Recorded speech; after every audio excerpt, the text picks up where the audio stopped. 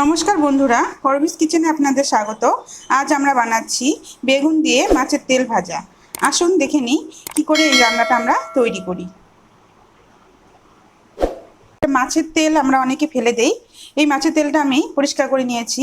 এই মাছের তেল দিয়ে বেগুনটা আমি ভাজবো। এটা কতটা সুস্বাদু সেটা রান্নাটা করে খেলেই আপনারা বুঝতে পারবেন।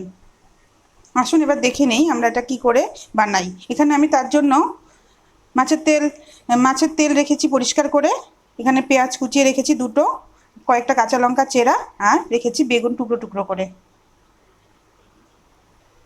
আমি কড়াইটা বসিয়ে দিয়েছিলাম, কড়াইটা গরম হয়ে গেছে। এবার আমি এখানে সরষের তেল দিচ্ছি।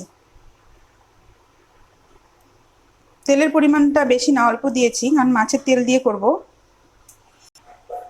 এবার আমি এখানে লঙ্কা এবং পেঁয়াজগুলো দিয়ে দিব।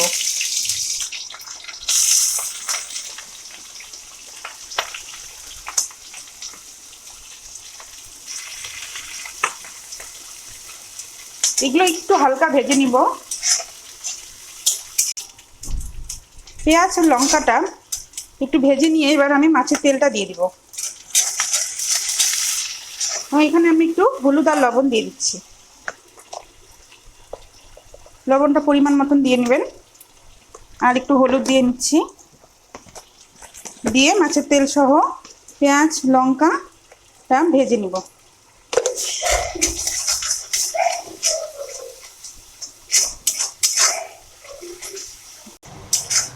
মাছের তেল দিয়ে মাছের তেলটা একটু ভাজা, মানে মাছের তেলটা দেওয়ার সাথে সাথে গলে যাবে। এবার আমি বেগুনগুলো দিয়ে দিচ্ছি।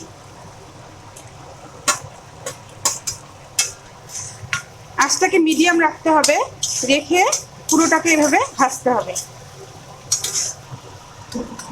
এবার আমি একটু ঢাকা দিয়ে রাখবো যাতে বেগুনটা ভালো মতন সিদ্ধ হয়ে যায়। মোটামুটি 3 থেকে 4 মিনিটের জন্য। 4 মিনিট মতন হয়ে গেছে। এবার আমি এটা উল্টিয়ে দিচ্ছি। বেগুনটা সিদ্ধ হয়ে গেছে। এবার একটু আঁচ বাড়িয়ে দিয়ে আমি ঢাকনা খোলা অবস্থায় ভেজে নিব। আমার বেগুন দিয়ে মাছের তেল ভাজা হয়ে গেছে। এরকম বেগুনটা মিশে মিশে যাবে।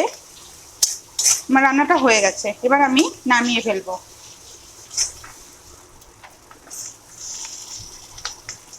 এরকম একটু তেল তেল থাকবে, কারণ মাছের তেলের দিয়ে ভাজা। তৈরি হয়ে গেল আমার মাছের তেল দিয়ে বেগুন ভাজা। এরকম সুন্দর সহজ রেসিপি পাওয়ার জন্য অবশ্যই আমার চ্যানেলটিকে সাবস্ক্রাইব করবেন এবং বেল আইকনে ক্লিক করে আমাদের সাথে থাকবেন। ধন্যবাদ।